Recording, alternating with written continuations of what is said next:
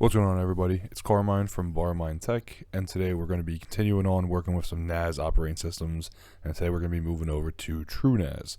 So TrueNAS is an operating system that we worked with in the past. It's one that I actually really like. It's a pretty easy install and setup. The hardware requirements are a little bit higher compared to OpenMediaVault, but I think it is worth it for the extra features that you get from TrueNAS compared to OpenMediaVault or some of the other softwares available. Today I'm going to be working in Proxmox because that's the test environment that's going to work a little bit easier for me. But if you want to set it up on physical hardware, you can. It's going to be a similar setup process, excluding the part in Proxmox making the VM.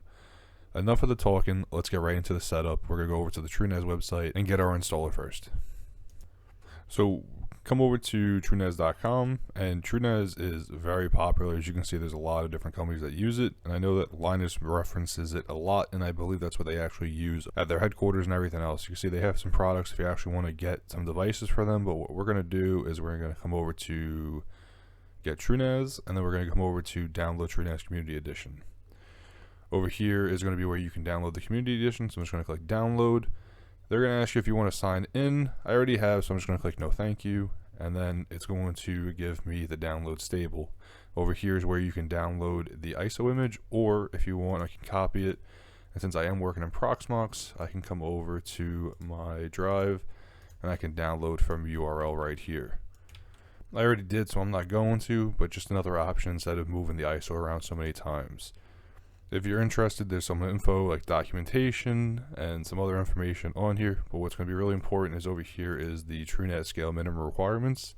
TrueNAS scale is the flavor that we're working with. That's their community edition, and you can see over here it has a dual core 64-bit CPU, 8 gigs of RAM, 16 gigs recommended, a 16 gig SSD for boot device, and then 2 identically sized devices, a network port, and the hardware RAID's not required. There's more requirements if you want to read into it. I will say that you're definitely going to need at least 8 gigs of RAM. This OS does use a lot more memory, especially with all the processes going on. So just keep that in mind when you're speccing out your hardware or your VM to run it or whatever you might be doing. Just keep these requirements in mind. Like I said, I already have my ISO, so I'm going to come over here to create VM, and this is going to be where if you're going to be setting it up on physical hardware, you could skip ahead to the actual install, but I'm just going to set this up in Proxmox really quick. So I'm just going to do TrueNAS. I'm going to click next. I'm going to select my ISO. I'm going to click next again, one more time, and now over here is where we're going to have the hard drives. So I know that they said we need a 16 gig, so I'll just leave it at 32, that's fine. And in here I could actually add in my hard drives that I'm going to use for my data storage. So I can click add.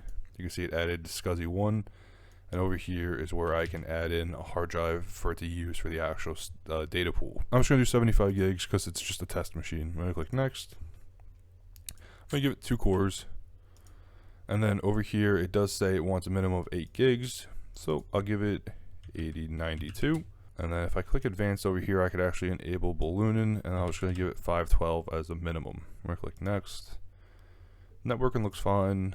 Everything looks good, so I'm going to click finish. And then over here you can see that it's building up the VM, so now I'm all good. I can open a console to it and click start now. It's going to take a second to initialize, and then it's going to start giving us the TrueNAS install. So over here you can see start TrueNAS. I'm just going to click enter, and now it's going to start the install process. It's super simple. It's only a few prompts, and once they come up, we'll start doing that. So here's the first prompt for the TrueNAS install. It's going to ask if you want to install upgrade, shell, reboot the system, or shut down. I want to do an install, so I'm just going to click enter, and now it's going to prompt us where we want to actually install TrueNAS. So you can see I have the 32 gig hard drive that I'm using for my boot drive, and then there's the 75. So I'm going to come over here and just use the spacebar to select. You can see it put that little star in. Now I can click enter. It's going to give you a warning that it's going to erase anything on that partition. That's fine, so I'm going to click yes. And now we can either do it through an administrative user, or we can configure using the web UI. I'm going to use the web UI, allow EFI boot. Now it's going to start doing the install again, so we'll be back when we get to the next set of prompts. The process only takes a few minutes, and now over here you can see we get an installation succeeded message, and now it's going to tell us to reboot and remove the installation media, so I'm just going to click OK. And then we're going to come over here to reboot, and I'm just going to click the space bar. Now this part might take a couple minutes because it's doing the first reboot, so I'm just going to click to log into TrueNAS or to boot into that part of the OS. And I'm going to let this come up, and we'll be right back when it actually loads into TrueNAS and gives us an IP and everything else. And after it fully boots up, you can see we're going to get to this page. So we could either do some configuration through here, or we can come over here to the web URL, and that's what I'm going to do. So you can see my IP is going to be .127, so I'm just going to go over here. So we do 192.168.50.127. You would type in whatever yours is, and you can see over here that we get to our TrueNAS page. The default admin account we're going to get is TrueNAS admin, and over here we can set a password, so I'm just going to do that. This is going to be the password to log into the admin account until we change it, so make sure that you keep this noted. Click sign in. I don't want anything to save. And we should be able to get in a minute. It's just setting up the rest of the account. So now over here, the first page we're going to see is our dashboard. So it's just going to give us some basic stats about what's going on. And there's really nothing going on yet because we haven't built anything. What we might want to do first is come over here to credentials, users. And I like to make a secondary admin account in case anything ever happens to this one. So we're just going to come over here, click add. I'm going to make myself an account, make myself a password.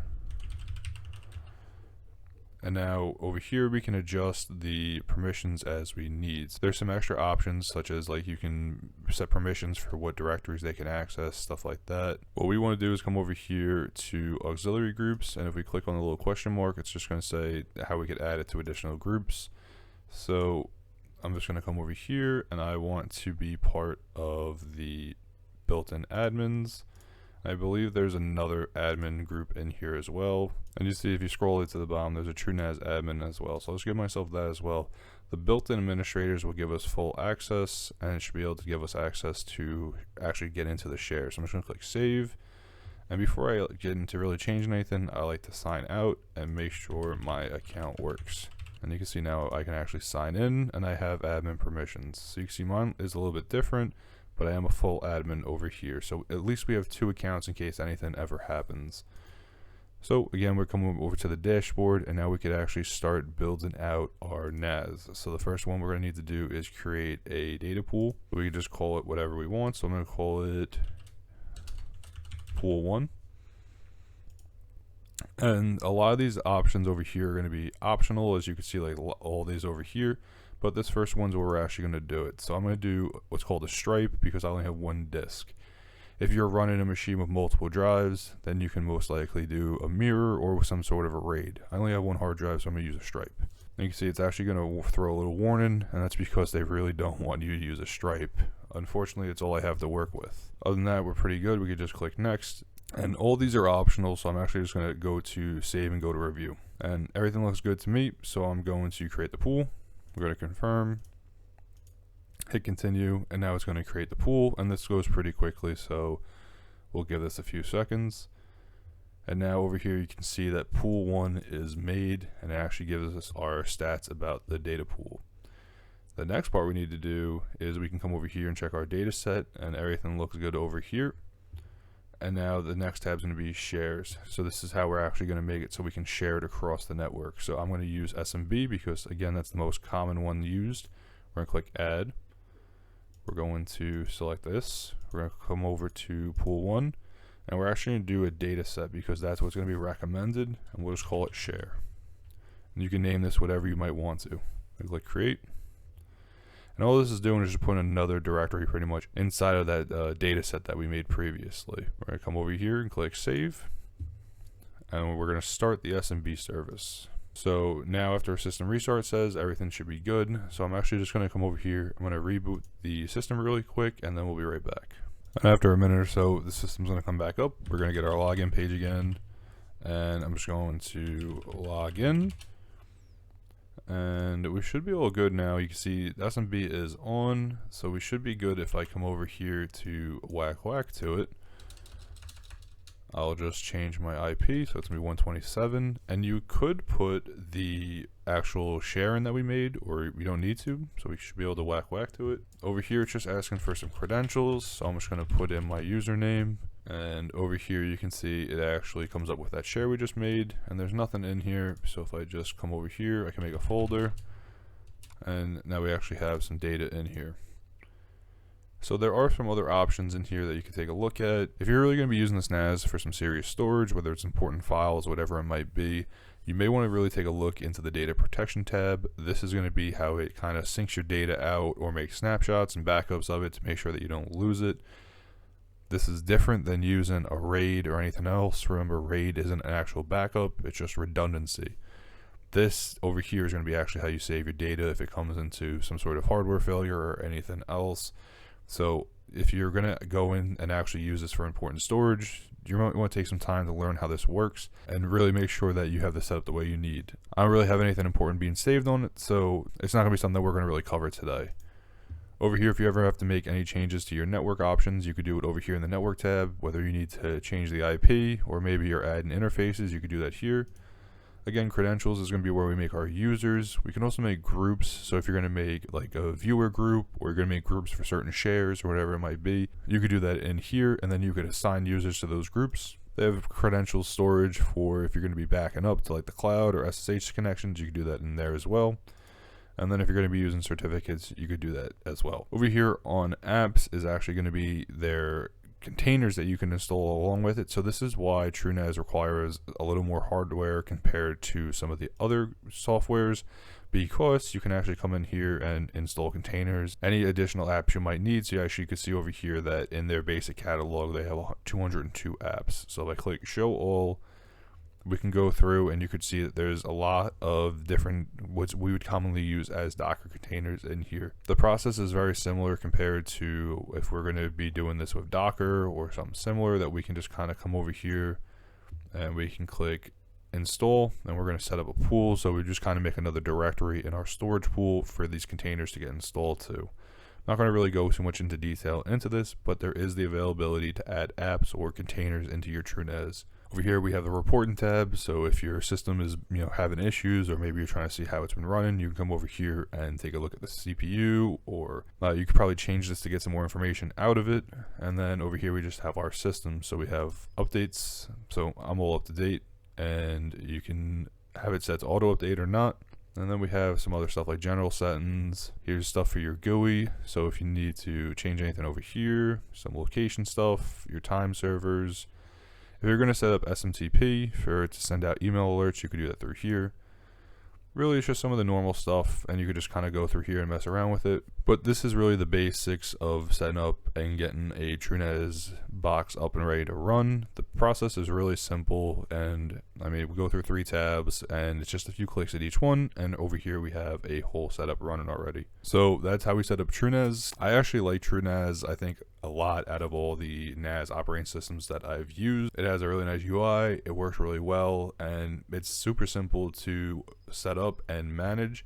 I've actually worked with this in the past, and I've been actually looking to build out my own NAS, and I was thinking about using TrueNAS as the base OS to do it off of. So this could lead into another project that I've been kind of talking about, of building an actual NAS. I do need to still spec out some hardware and really spend some time looking into it, but I think TrueNAS might be a good option. I'm going to continue looking into some NAS operating systems, and you might see some more videos on them on the channel as well as we go through some more testing and setup processes. But yeah, that's everything about TrueNAS. I hope you guys enjoyed this video. I want to thank you all for watching. As always, I'll have all the links to all the gear in my home lab down below. I'll have links to the TrueNAS site. I'll have a link to the Discord server if you want to join up. Other than that, I want to thank you all for watching, and as my buddy Don would say, hack till it hurts.